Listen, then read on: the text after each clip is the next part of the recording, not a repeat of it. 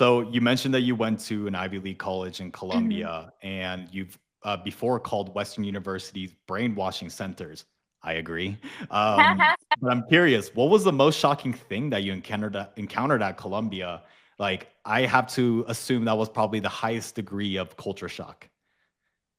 I think literally my classmates were, wearing this fancy Lululemon yoga pants. This yoga pants cost like $100. They drink this green juice detox to burn their fat. And these elite rich kids are telling me, literally in tears, that they're oppressed. I was so shocked because I mean, if you know you're oppressed, you know you're not oppressed. Now, knowing is a true Mm, definition of oppression. Like North Korean people, nobody knows that they're oppressed because they are actually oppressed. right. And I asked them like, why they feel oppressed, and because they have 10,000 different genders and we don't know their pronouns. So I did not know actually not having a real problem could be a problem. They had to make injustice out of nowhere. Like literally injustice is made out of thin air and now they're obsessed about and they get oppressed about. Like, they have like ZY different pronouns. It's not my fault that I didn't learn it. I watched the TV show Friends, and in that TV show they didn't teach me about those pronouns, right? It's a I very think it's new too thing. early for that. Yeah. Exactly. And then And if now Friends was some made now, it probably would be. exactly. I was like, I'm not now I'm the bigot. I oppressed them because I did not know how to incorporate their pronouns in my language properly. And they would be in tears. And I was Mm, thinking, we said something like snowflake generation. It really is. Their tolerance to handle any difficulty is unbelievably low. And I had to study with my classmates with their comfort dogs, like literally puppies licking my leg because these kids cannot handle class material. They need to bring in emotional comfort dogs to a classroom.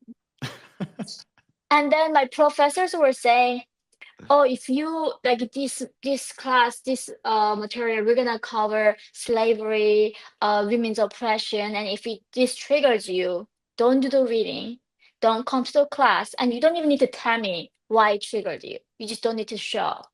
Then I'm like, then why on earth are you in college? If you cannot handle some written material, right? You should not be in college. this must just be so shocking as someone who has just maybe even years prior probably been committed like the most heinous of human acts towards you. Did this ever get to a point where you were just completely frustrated? Like, I don't even know how I would emotionally process that. For example, when you see kids from billionaire hedge funds complaining about that they were misgendered or they saw a bad word in a book. Yeah, I mean, I was the absurdity of it. I realized how fragile human resilience is. Because Mm, through my experience, what I learned the most was like how strong humans are. Like in front of death, our will to survive is so strong. You have no idea what we are capable of doing, humans do, right? I mean, that's how we built a country like America. We built a country like even Japan. I mean, we came from nothing. And humanity achieved so much. We cured so much disease. I mean, we are flying airplane in the sky, right? I mean, humanity is the unbelievable strong thing.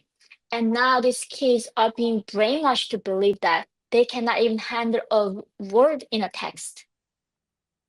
And they believe it genuinely. I think that's what I felt eventually was. I started laughing and shocked, and then I was like just sad for the generation mm. that it's not even their fault. They were brainwashed by their professors